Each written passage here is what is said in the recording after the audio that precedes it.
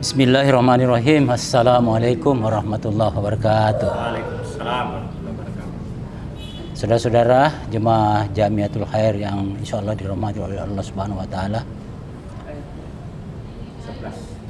Allahumma rabbana lakal hamd anta qayyimus samawati wal ard wa man fihin. Allahumma shalli ala Muhammad wa ala ali Muhammad kama shallaita ala Ibrahim wa ala ali Ibrahim. Pertama mari kita puji syukur kehadirat Allah Subhanahu wa taala karena diberi kesehatan bisa hadir di majelis ini guna mengkaji Al-Qur'an. Kali ini kita bahas surah Al-Fajr ayat 12 sampai dengan 20 ya, secara tafsir ya. Dan berikut ini saya akan perlihatkan ayat yang akan kita bahas. فأكثروا فيها الفساد فصب عليهم ربك سوط عذاب إن ربك لبالمرصاد فأما الإنسان إذا ما ابتلاه ربه فأكرمه ونعمه فيقول ربي أكرمن وأما إذا ما ابتلاه فقدر عليه رزقه فيقول ربي أهانن كلا بل لا تكرمون اليتيم ولا تحاضون على طعام المسكين وتأكلون التراث أكلا لما وتحبون المال حبا جما. Assalamualaikum warahmatullahi wabarakatuh. Waalaikumsalam warahmatullahi wabarakatuh. Ini khusus ayat terakhir yang dibahas ini Ustaz. Bahwa di sini mereka itu mengumpulkan kekayaan dengan cara apapun, halal atau haram. Kemudian dari hasil itu mereka malah kikir lah begitu. Nah, di sini ada penjelasan dari bahwa sesungguhnya mereka itu dengan kekayaannya bukan sebagai tanda sayang, melainkan dia dibenci oleh Allah. Mungkin ada penjelasannya ini.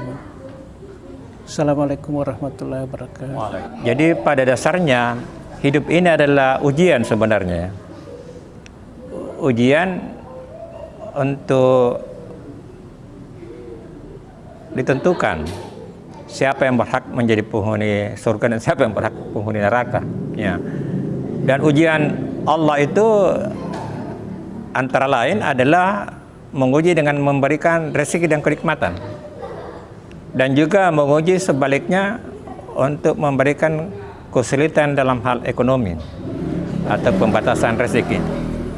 Sebagai orang yang beriman, sebenarnya kita perlu istiqamah. Jadi bukan yang nilai pahala itu bukan ditentukan dengan apa yang datang atau apa yang kita tidak dapatkan, tetapi bagaimana how to respond, bagaimana merespon. Jadi kalau Allah memberikan nikmat, tentu kita bersyukur. Makna syukur secara hakiki adalah memanfaatkan yang didapatkan itu untuk peruntukannya. Jadi harta yang kita dapatkan, rezeki yang kita dapatkan, ada hak orang miskin, orang yang butuh. Jadi kalau kita syukur berarti kita turut berbagi, sharing ya, istilah kita berbagi. Itulah respon atau nilai yang kita dapatkan dengan mendapatkan nikmat sebagai ujian. Sebaliknya, kalau kita dibatasi dengan rezeki, maka di situ sabar. Di situlah kuncinya sabar. Dan bukan seperti yang disinggung di ayat ini, justru berprasangka buruk terhadap Allah. Jadi jangan sama sekali kita berprasangka buruk terhadap Allah. Segala sesuatunya itu ada hikmahnya. Terbatas rezeki kita, bisa jadi itu akan membawa kita pada ketekunan atau meningkatkan iman kita untuk sabar untuk menerima, dan kita menjalaninya sebagai suatu ujian. Karena Rabbana ma halakta hadza batilan, segala sesuatunya itu ada hikmahnya, ya. Ini direktur saya dulu itu pernah sampaikan bahwa saya bersyukur karena Allah tidak memberikan saya kekayaan. Kalau saya mungkin kaya itu, saya mungkin tiap malam ke night club. itu ceritanya dia. Jadi dengan terbatasnya rezeki itu, dia tidak melakukan itu. Artinya dengan keterbatasan dari segi ekonomi itu, Allah menyelamatkan dia. Nah itu, ya tentu saja ada orang yang diuji yang memang belum pantas untuk memiliki harta demikian itu sehingga dia menyalahgunakannya. Ada memang sudah pantas, makin kaya dia makin bersyukur, ya. Memang itulah kita manusia beda-beda. Tapi ini Quran itu sebagai peringatan, tazkirah, ya. Saya tertarik ke ayat 20 tadi itu mengenai orang-orang yang tidak memuliakan anak yatim dan bahkan tidak saling menganjurkan untuk memberi makan fakir miskin. Kalau di ayat lain Allah berfirman, "Ara'aital ladzi yukadzibu biddin wa dzalikal ladzi yad'ul yatim wa la yahuddu 'ala ta'amil miskin." Tahukah engkau orang yang mendustakan agama? Yaitu orang-orang yang menghardik anak yatim dan tidak saling menganjurkan untuk memberi makan orang miskin. Nah, jadi memang ini berkali-kali Allah mengucapkan dalam Al-Quran.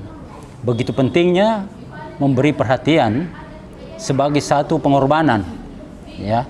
Karena Allah berfirman, "Inna atainakal kautsar." Tidakkah aku telah memberimu banyak, hai Muhammad? Fasholli li rabbika wanhar. Jadi solatlah dan berkorbanlah. Ya, jadi memberi perhatian kepada fakir miskin dan juga anak yatim itu merupakan satu pengorbanan. Tetapi di sisi Allah itu sangat mulia, ya, sangat mulia. Karena itu semuanya harus dimulai dengan rasa syukur, terima kasih kepada Allah Subhanahu wa taala atas segala nikmat yang diberikan kepada kita, sehingga kita bisa berbagi kepada anak-anak yatim dan juga fakir miskin, ya.